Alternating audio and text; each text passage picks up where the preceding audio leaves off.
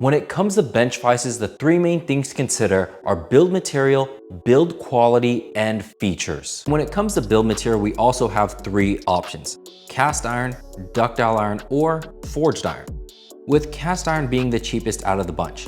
And this is a great option if you want a smaller vise on something like a mobile workstation to act as a second set of hands. But if you want something that's going to be a little bit more corrosion resistant, that can handle a heavier duty workload, then you will want to lean towards a ductile iron vise. And although both have a similar manufacturing process in that they take the molten liquid, pour it into a cast and let it cool, ductile iron has a couple more ingredients like carbon, silicone, and magnesium. This allows it to be a little bit more resistant to bending so it won't break as easily, and it will also transmit less vibration to your workpiece when compared to a cast iron vise. But if you want the absolute best in build material, then you have to look towards a forged iron vise. And unlike casting, this is a completely different process in where you take heat-treated pieces of metal and force them together, whether you beat them together or whether you stamp them together.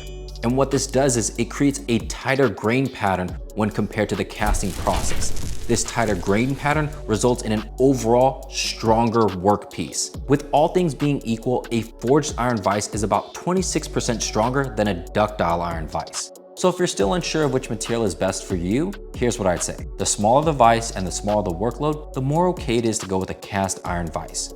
However, the bigger the workload and the bigger the vise that you want, the more I would suggest a forged iron vise. And if you're somewhere in the middle, ductile iron is going to serve you just fine. But even if we have a forged iron vise, we have to make sure that the build quality is just as good. And we can do most of this stuff even on the company's website. So looking at things like, are the jaws lined up across the top as well as on the ends? And this piece in particular, I will say that the ends line up pretty good, but the top here, right about here, it's even. And then here it's uneven. This side is a little taller than this side, all the way up to right about here. And then it's kind of even again. So from here to here, it's uneven. And I will say that this is fine because once we open up the jaws, we're gonna be met with one of the things that I really like about this vise, which is the jaws are completely replaceable. Even the pipe jaws with the help of a 6mm hex, and the top ones are 5mm hex. So even if this thing is under warranty, you don't have to unbolt the entire thing, potentially having to remove one of your tool drawers in order to unbolt it. You simply have to just send out these smaller components because this vise in particular weighs 60 pounds almost. So having replaceable jaws, even if they're a little off on the edges, I would say it's a worthwhile trade-off to have. Another thing to look out for with your vise is, does it have this bottom lip here, which is going to lend support to the vise as it's sliding out. And it's more important the further it slides out.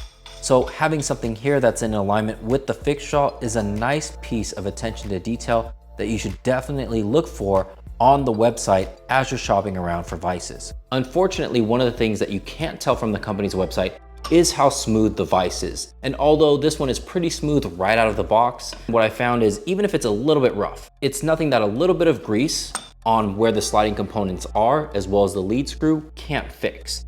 But in the event that it still feels gritty or doesn't feel smooth, go ahead and just return the vise and get another one. Perhaps you just got a bad one out of the batch. However, one thing that you can tell from the company's website is the handle. Because the bigger the vise, the bigger the handle and the diameter should be. Because in this case, this vise is rated to clamp down upwards of 9,900 pounds. So you need a handle that can apply all of that force. But I'm not here to say that you will never use a cheater bar on this. It's just you won't use a cheater bar as much, which will help keep the bar straight for a longer period of time. But in the event that you do use a cheater bar, it's nice to know that this particular handle is not only all metal, but it's also completely replaceable. So if it bends for whatever reason, you could go ahead and just send this out and have your vise remain mounted. And then once you get your new handle, place it back on and you're good to go. Because just like the jaws, this thing is gonna see a ton of abuse. So it's nice to see that the big wear items on this particular vise are completely replaceable. Unfortunately, this next piece isn't replaceable. but you can tell a whole lot about it from the company's website simply from the pictures. If you plan to use your vise for dual purposes of clamping as well as hammering, the anvil or pad is going to be super important for you. And this is something that you want reinforced. A lot of other vices, what they do is they have reinforcement at the center of the anvil and the ends are unreinforced, which means if you hammer onto something at the edges or the corners, it could chip. And in that case, you will have to send out the entire vise for warranty or get a new one. The thing that I like about this vise in particular, you can see this line right here. And this line is indicative of that forging process we were talking earlier, which means that this is one of the strongest areas on the vise, which it needs to be, because if you're going to be hammering on this, it needs to be really, really strong to support all of that, especially on a vise this big, which gives us a pretty substantial anvil. Another feature that you'll appreciate about a vise is how little slop there is in the sliding mechanism. This is also going to help keep the jaws in alignment, as we were talking about earlier. But even if we were to loosen this up so that there should be a little bit of wiggle in here, there's not all that much. And that's thanks in part to these set screws that we have right here. This helps push this in place in order to keep it in line so it doesn't slide all over the place. That way, as you have your workpiece on the jaws, it's also not sliding. So it's nice that they have that feature there in order to take up that slop. Now, the last part in terms of build quality is going to be completely subjective, and that is, do you want a swiveling base? If you want the most stable vise that is going to be the most resistant to all of the clamping force and all of the hammering on the anvil, you won't want a swiveling base. But if you want one, there are two that you should consider, and it's really dependent on the locking mechanism, which, depending on what you're going to use the vise for, you may want one or the other. So let's go ahead and flip this bad boy over so we can take a look at that sliding mechanism. And just as a side note, I would highly recommend that you get some kind of reinforcement for your vise wherever you mount it up. This one in particular I picked up from somebody on eBay. So if you need it or anything else from this video, including the vise, I'm gonna leave linked down in the description.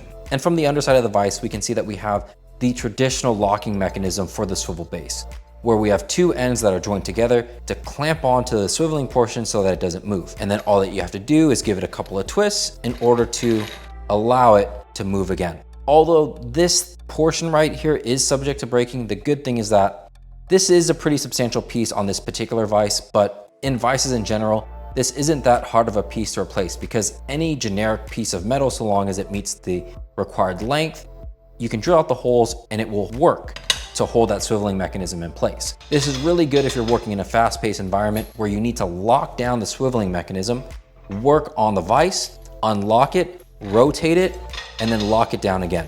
If you're working in this type of environment, then having this locking mechanism is the best option.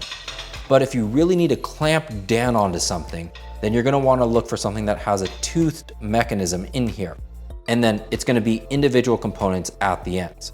The trade-off for having a more secure locking mechanism is that it's not the best for fast-paced work environments because you're gonna have to spend a whole lot more time turning the mechanism to really engage the lock as well as disengage it, because you have to unlock it to the point where it can clear the teeth that are grooved into the bottom. So depending on what type of work you're in, you will want to pay attention to what type of locking mechanism you have on the swivel base. And while we have the vise on the underside, we should take a look at the lead screw, which is also going to be another good indicator of the vice's build quality. So this might be hard to tell the quality of the lead screw because not every website is going to have it, but if you can get yourself inside of a store with the vise that you want, try to flip it over and see if you can take a look. Since we need a lead screw with an appropriate diameter to support the length of the vise as well as the clamping force. This particular lead screw has a diameter of 0.87 inches listed on the website.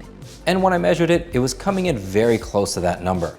But this lead screw needs to be pretty thick because it's over 20 inches long. So it's nice to see that Olsa Tools provided a very substantial lead screw with some pretty chunky threads here. And the last thing to look for in your vise is the features. Does it have everything that you could possibly want in a vise? Is it big enough? Is it going to be able to mount on your workstation? Do you need a rotating head, a more enclosed design? Do you need all the bells and whistles that are associated with more modern day vices?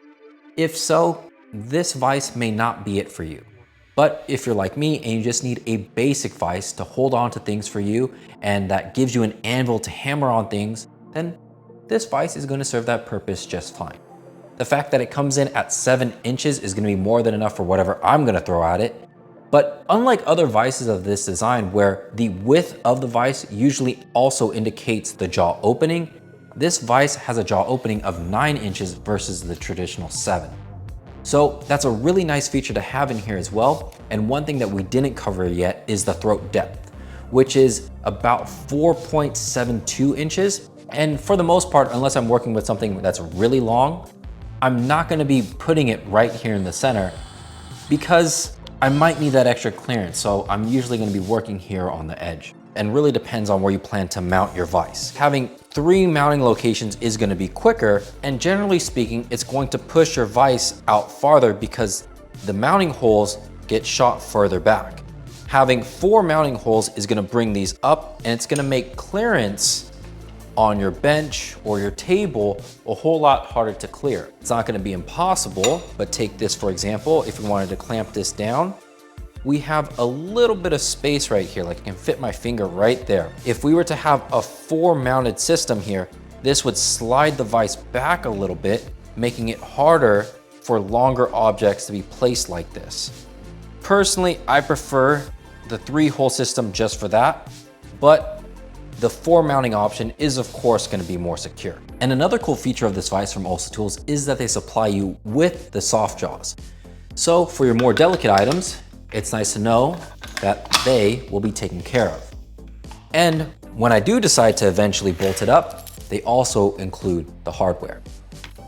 And for full disclosure, Ulsa Tools did send me this vise to test and review, but this is not a paid sponsorship and they had no input on this video. However, I have been using this vise unbolted for a while now and it's given me no issues, mostly in part because this vise is 57 pounds. And I've never really had the jaws open that far out. Now, one of the main reasons why I reached out to Ulsa Tools about this vise in the first place is because just like earlier in this video, I went down that entire laundry list to determine which vise I wanted to replace my old one. And with all that considered, it was down to this vise and the 6-inch Doyle from Harbor Freight. And the reason why this edged it out had nothing to do with size, because Ulsa Tools makes this same exact vise anywhere from 4 to 7 inches. In fact, that one from Harbor Freight is a really good vise. It has a more enclosed system, so it's less likely to attract dirt. And just like this vise, the jaws open wider than that vise, if I'm not mistaken. And it even has the more secure locking mechanism underneath if that's what you need. What really edged out this vise is the fact that it's a forged vise in a very similar price point. It includes things like the soft jaws and the mounting hardware, but most importantly, it has a lifetime warranty versus the 90-day one from Harbor Freight. And it is for that reason why I would say that this family of vices is the best vise that you can get for your money, and a garage must-have if you're a DIYer like me. So if you want to see another garage essential, make sure to check out this video, and I'll see you in that one.